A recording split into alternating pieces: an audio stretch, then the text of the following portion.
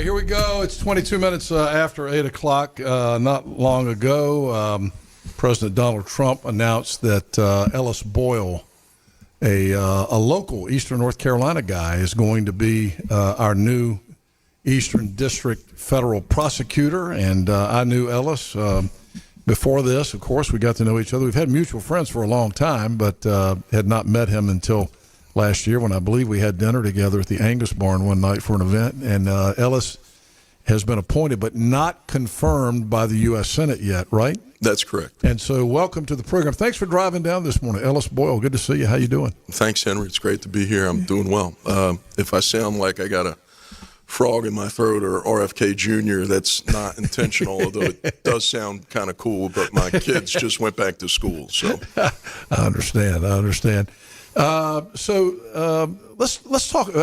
Let's kind of take it from the beginning. A lot of people may not understand the process of what the federal prosecutor does, and you have are there two federal prosecutors in North Carolina, Eastern and Western? So there's three, actually. There's three districts. There's the East, obviously the West, and there's also in between the middle. And so what areas do you cover? There are a certain number of counties? We have 44 counties in the Eastern District, essentially starting at Raleigh, heading north and south, Robinson County, Cumberland County, up to Franklin County and Vance County, and then everything east to the water. So am I right when I say that when there is a federal crime committed in those 44 counties, you are going to be in charge of prosecuting? That's correct. The federal and local and state law enforcement will work up cases that have federal crimes. The lawyers, the assistant United States attorneys, AUSAs in our district will take those to a grand jury typically, and if we get an indictment, we take them into the federal court system. That's correct. Let's talk a bit before we get into some of the federal issues and what's happening in the world. Let's talk about you a little bit. Tell us your background. I know you grew up in Edenton, and your dad is a well-known judge. Yeah. My dad has been serving on the federal bench for over 41 years. He was appointed by Ronald Reagan in 1984, coming up on 42 years, I believe, in May of next year, and couldn't be more proud to be part of that legacy. So in a way, I kind of grew up in the federal court system and quite literally the federal court building in Elizabeth City. That was our playground when we were kids, when Dad would take us into work on the weekend. But you grew up in Edenton, right? That's right. You lived in Edenton. Lived in Edenton, but the federal courthouse, that's where his chambers are, is in Elizabeth City. How about your professional career? So I went to Davidson College, and obviously I played football, which tells you a lot about the state of Davidson College football in the mid-'90s. I won't say that I played a lot, but I did score a touchdown. You and Greg Murphy, Davidson College. Go Cats! The only two conservatives ever to come out of Davidson. Well, there's a plenty of us. We're not loud and annoying about things. No, I went to Davidson. I was in ROTC and got commissioned as a second lieutenant. Spent 4 years in the Army, and then I went to law school at Wake Forest University.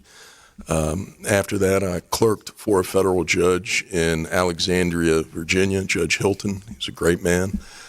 Spoke with him the other day. And from there, I went to Womble Carlisle. That was what it was called at the time, in Winston-Salem. After a few years there, I went to the U.S. Attorney's Office in the Eastern District, and I did my first stint back in 2010 for a couple of years in the U.S. Attorney's Office. From there, I was in the McCrory administration as the general counsel, and then deputy secretary to the Secretary of Public Safety, who at the beginning was a good ECU man, Kieran Shanahan. Yeah. God bless him. One of my football suite mates. He's a great guy. And after that, I practiced law with Joe Knott. One of my jokes is it was Knott and Boyle. He's the Knott, I was the Boyle. Another very close friend of mine. He's a great guy. Love Joe. Yeah, love Joe Knott. Just super. You talk about a superhuman being. I'm very proud to consider him a mentor, and that stretches back. He had a great relationship with my grandfather, and I think he wouldn't mind me saying he thought of my grandfather as a mentor to him, and then he got to sort of take the torch and do that with me. So I think that's been a real godsend and a blessing. My second joke is that Not Boyle did a hostile takeover of Warden Smith in 2023, but we kept the name because they had a lot of napkins and koozies already printed, so we didn't want to ruin the marketing budget. Yeah. And that's where, of course, I have a lot of friends at Warden Smith, including the great Stephen Long, who is one of my best friends. He may be listening right now. I guarantee it. Yeah. He knows Good morning, you're on Steve. this morning. He's Yes. going to be listening in Raleigh. He himself a great attorney and a great American. Indeed. All right. So how did the appointment by President Trump come about? Politics. I mean, the short answer is I got a call from someone in the Justice Department and said, hey, congratulations, we're going to put you in as the interim, and you got a lot of paperwork to do between now and then, but hopefully the Senate will confirm you, and you'll be the actual United States Senate confirmed. How does one go about getting a federal appointment like that? I mean, were you just recommended by somebody? Did you apply for it? How do you go about getting that? I would say it's not really by application. This is, and I'll be quite honest, I didn't really appreciate the level of this job until I assumed it. I had some interest in it and thought it would be a good thing to do for the country and an interesting job to have. But now, having assumed the mantle, in many ways, you are the top at the pyramid of the federal law enforcement apparatus in whatever district you are in. So yeah, you're the man. Well, I don't know about that, but I'm in the position, and I'm going to try and do it well and earn it. But you have all of the FBI, the ATF, DEA, Homeland Security, all of those federal folks that are pushing law enforcement issues, and not everything turns into a full-blown prosecution. Many times it's just the investigation and the application of federal resources to create or to fix problems that don't necessarily go all the way to a prosecution. But there are many prosecutions also. And you interface, I think we were talking before about how you interface with the state and local law enforcement entities also. So my goal is to go out and meet all 44 sheriffs in their offices if they'll have me. I think I met about 25 or so far in the past month, and just had a visit with Sheriff Bizzle in Johnston County and Sheriff Branch in Warren County on Friday. I was down with Sheriff McMahon in the Hanover County and Sheriff McVickers in Bladen County last week. It's my job. It's also kind of fun, so I don't mind doing it. But yeah. It's sort of challenge coin diplomacy that I'm engaging in across the 44 counties to let them know that the federal government is here, and we're ready and willing to assist them to clean up our streets in eastern North Carolina. Let's talk about some issues again. If you just join us, Ellis Boyle, the new federal prosecutor for the Eastern District in North Carolina. 44 counties in eastern North Carolina he's in charge of. You're here on a day that we're all mourning Charlie Kirk's murder, and we're still trying to figure it out and trying to figure out why it happened and all the issues with this guy, Tyler Robinson, who is alleged to be the murderer, looks pretty certain to have been the murderer. There's been a lot of talk this weekend that there could be federal charges filed against Tyler Robinson. So how is it decided whether it's a federal crime or something that would be charged on the local or state level? So, at least in the Eastern District of North Carolina, there are many things that could be one or the other or both. So you may have committed a state crime under the state laws, which also would meet the elements of a federal crime under the federal laws. And typically when that occurs, especially in a high-profile case like this, you will see, and like with Irina Zarutska case in the Western District with my friend Russ Ferguson in Charlotte. You will see that the local district attorney and the United States Attorney's Office will collaborate and deconflict issues. There are circumstances where you prosecute them in both venues, both jurisdictions. And then there's some where it makes more sense to pick one or the other. I'll be honest, I'm not privy to what's going on in Utah directly, but it would not surprise me if there's at least a federal prosecution. But Utah, the state entity, may want its shot at the shooter also. Mm-hmm. You mentioned the Charlotte case. I was going to bring that up. Why would that be a federal case? I read somewhere that perhaps because it was on the light rail and it's a transportation issue, that makes it a federal crime? Yeah, I believe there are some criminal statutes that make a crime committed on a public transportation that's interstate, that crosses over state lines, or just that's mass transit. I don't know the exact details. I haven't had the opportunity to review it specifically because it's not in my district, but from what I understood from Russ's very excellent press conference that he gave last week, there is a federal crime that what happened there, it meets the elements of that crime. And really, when you talk about criminal prosecution, you have a statute, a law, and there are elements, and you apply the facts to those elements and see if you can charge that person for that federal crime. I believe that the interstate and or mass public transportation elements triggered a federal law. And I looked it up because I had a similar question, and it appears to me that the light rail in Charlotte is in Mecklenburg County, but it does cross over into South Carolina for at least one or a few stops, which would make it interstate. Yeah, right. Crossing state lines would make it a federal crime. It certainly gives you the opportunity to consider that. I want to get into things that concern you, crime in eastern North Carolina, and why some of these things are happening, and you know, things we should be concerned about. Been talking a lot this morning about how this guy in Utah got radicalized and why. So I want to get your opinion on that, but we got to get a break in. Can you hold through a 3-minute break? Ellis Boyle, our new federal prosecutor here in eastern North Carolina, is our guest live in the studio. We'll be right back with Ellis. Talk of the Town with Henry Hinton and Patrick Johnson. If it's happening in ENC, they're talking about it on Talk 96.3 and 103.7. Okay. Ellis Boyle is here. Ellis is the new federal prosecutor in eastern North Carolina. We're talking about his background and his plans and what's going on in the world. You know, something struck me during the break that I should have asked you earlier. What happens if you have a case that goes before your father in federal court?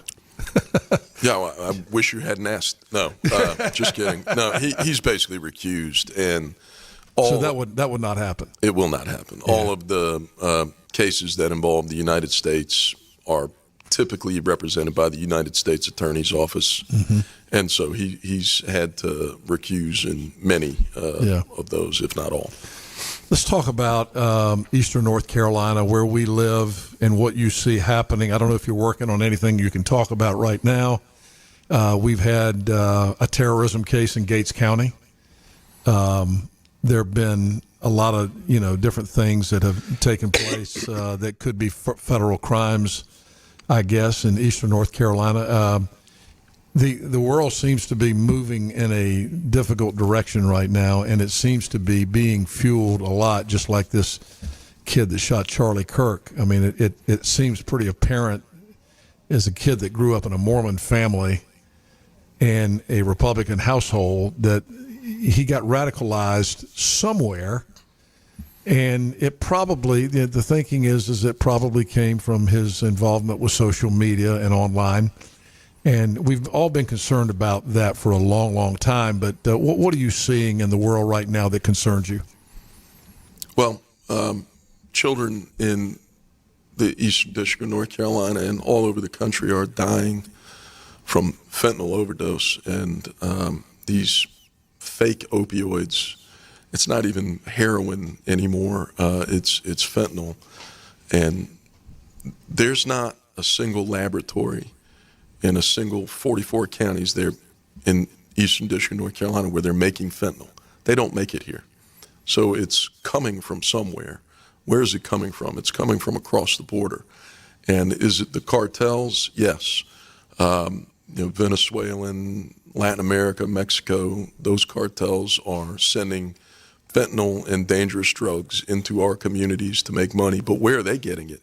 Guess what? They're not making fentanyl or the chemicals that make fentanyl in South America. They're making it in China. So we've got really a war, a proxy war, an asymmetrical war from China, using the cartels to try and kill American children. And I think it's an effort to deplete our warfighting ability. And I think, going back to the social media, if you look at TikTok and whatever, those Chinese companies, I think they're doing it there too. So they're trying to get us with fentanyl, and they're trying to get us with social media. And it appears to me, and this isn't my United States attorney hat because I'm not involved in diplomacy, but it appears to me pretty obvious that there's a plan in what's going on with it. It's funny that, well, not funny. It's interesting that you went straight to fentanyl when I asked you what concerns you. And, I think it's interesting. How does this manifest itself? What can you tell a parent, the people listening right now, that they should be telling their children about this? Because I don't know how people don't take fentanyl, right? They take other things, and it's laced with fentanyl. Is that correct? Well, that's an interesting way you said that. They don't take fentanyl, but they take other things in the lace. Well, that's fentanyl. Yeah. And what I've been telling, my close friends, and what I've seen, and what I will tell your listeners is, talk to your children. Tell them that they can't just go buy weed or basically, even the drinks out there that have some illicit component. You just have to be careful. If you're doing any... So it's even happening with marijuana. I think there's definitely fentanyl being placed in the marijuana. And again, you go back to the narco-terrorists in the South American, Mexican cartels, et cetera. I don't think that they care if they kill your kid, because I don't think they're working to keep customers in America. I think they're working for China, and I don't think they mind if people die. So I don't have, again, this is not me saying I have some criminal lawsuit about that. I'm just telling you what my observations are, and you need to tell your children you simply can't do it, because if it's something that you're buying from some individual who's selling you an illegal drug, it's an illegal substance. They know it. They don't care if they put fentanyl in it. They're trying to get you hooked on it, and it's a chocolate chip cookie. So you take the cookie dough and you put a couple of chunks in there like fentanyl, and you should blend it up so you don't have chocolate chips, the chunks. But these people aren't chemists. They don't know what they're doing. They're just dumping it in there. And if you get the one bite that has a chunk in it, you're going to die from a fentanyl overdose, and it doesn't take much. Is it true also that some of these people, particularly hardcore drug users, want the fentanyl because it gives them an extra high? I guess it's a level of fentanyl that you could use to get extra high. If you go too far, it's going to kill you. But is that true? I've heard that. I don't know if that's true. What I understand is that it's highly addictive, and as soon as you get a little bit, we've all seen the movies on Netflix and such about the opioid crisis in the Sackler family. And pretty frightening, terrifying. And what you've seen is these young people playing sports get, hurt my knee. The doctor unwittingly puts me on this highly addictive medication. And then after 2 years of stringing it along, you don't have your prescription anymore. So you go out and you start buying something illegal. And I don't even think those people are hardcore drug users. I think they're just unwitting addicts who didn't know that this was happening to them, and now it's happened. Listening to you talk, what worries me the most about that whole scenario is I think back to when we were kids. You were a lot younger than me, but, when you were in high school, you'd sneak and drink a beer, I would never do that. I actually didn't do that, but, I know that kids will sneak and drink a beer, and it's people consider that part of growing up and part of the maturation process and all that stuff. Well, today, it's kind of accepted. I mean, it shouldn't be, but it's kind of accepted that, kids are going to try weed. Marijuana's out there. It's not that dangerous. It's probably better that they do that than start, drinking a six-pack. That's kind of the thinking these days. But if it's laced with fentanyl, all of a sudden you're going to have some beautiful kid who's a great all-American kid, boy or girl, who's going to end up in a casket because they just were doing it when everybody else was doing it. And that's what I worry about based on what you're saying. And China's clapping. Yeah. So tell your kids you can't trust it. And it's like what you remember when girls would go to bars and they'd have to take their drink with them, and you don't want to get roofied. Right. It's like that, except roofies are terrible, and I'm not trying to say otherwise, but fentanyl just kill you. Yeah. Incredible. How about other things on your mind as you look at the landscape of Eastern North Carolina and what you're faced with here? You're not dealing with an assassination right now or a crime like they've got in Charlotte, but you could be tomorrow. So I guess you have to mentally prepare yourself for that. Absolutely. And we have a wonderful staff, great lawyers, really strong support folks that force multiply them. And we have like we were saying, the pyramid of law enforcement. So we rely on all of these federal agents, and they're these wonderful task force officers who come from the local police departments and sheriff's offices and augment and plus up our FBI teams. And we break them down into, the FBI presence, for instance, in Eastern North Carolina has several mission-focused squads, if you will. And so there'll be an anti-terrorism squad, and it'll have 3 or 4 FBI agents, but then you'll have 4 or 5 local agents that are also on it, and you'll have a gun interdiction task force with the ATF, and you'll have 3 or 4 ATF actual federal agents, but then you'll have all these high-speed, just tough as nails sheriffs and police officers on there too. So really the goal is to focus on the crime that's happening here and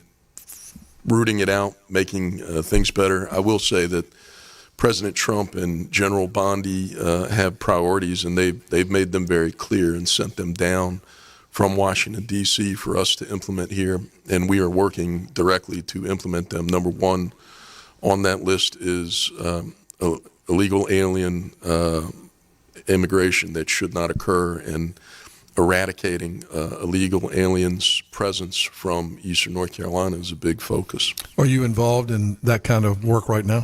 We absolutely assist and monitor the law enforcement engaging in that, and if there are, there's sort of an administrative component to illegal alien immigration, which doesn't necessarily go into the federal court system. It's handled by an administrative law judge in the immigration side, and people can be ordered deported and deported through that. But sometimes they've committed a crime. I think if you saw the news clip, there was a fellow who was not a citizen and should not have been here who got caught overfishing red drum at the National Seashore. And is that a federal crime? It certainly is. Wow. Yeah, it's also a state crime to take too many of our fish that need to be there. And there are reasons why you aren't allowed to overfish, because if one person destroys the population, it has a trickle-down effect, and other citizens aren't allowed to enjoy the sport. So there are reasons for that. But this guy was illegal, and when he showed up to court, he was arrested, and I believe he will be facing some type of either ICE deportation or federal crime. Well, it's an interesting time in our world. You know, you think about what's happened out in Utah last week, what happened in Charlotte a couple of weeks ago. I mean, right here in eastern North Carolina, I know you probably heard about that there was a shooting at a high school football game here in eastern North Carolina at Southwest Edgecombe Friday night. I mean, the culture, and I don't mean to get too spiritual or I've been preaching a lot last week, but I mean, it's absolutely the breakdown of the family. It's everything Charlie Kirk talked about. It's the breakdown of the family. It's the lack of moral compass, and the lack of respect for human life. I mean, it just seems to be we're at an all-time low. Do you agree? I do, but hopefully we're at a turning point, not to coin a phrase, but I think that when you look at what the government has done over decades, 60, 70 years, they have exalted the one-parent family at the expense of the familial unit that we've known for a millennia. Absolutely, Tens of thousands of years. This is the way it should be. And this social experiment from the government needs to end, and we need to stop encouraging people to be single parents and go back to what we should have always been doing and just maintain our traditional values. Hey, thanks for coming. Yes, sir. Good to see you. Always. Proud of another Chowan County boy here. Joe Edenton. Good to see you, man. Yes, sir. I was not an ace growing up. I was a bulldog. You don't even know what that is, do you? I don't. That was the Chowan High School that doesn't exist anymore. Oh, yeah. Before my time. Probably way before your time. It's great to see you again, Yes, sir. and we appreciate you coming. Thanks. I'll see you out there. Absolutely. Ellis Boyle, our new federal prosecutor here in eastern North Carolina, 8:52. We'll be right back.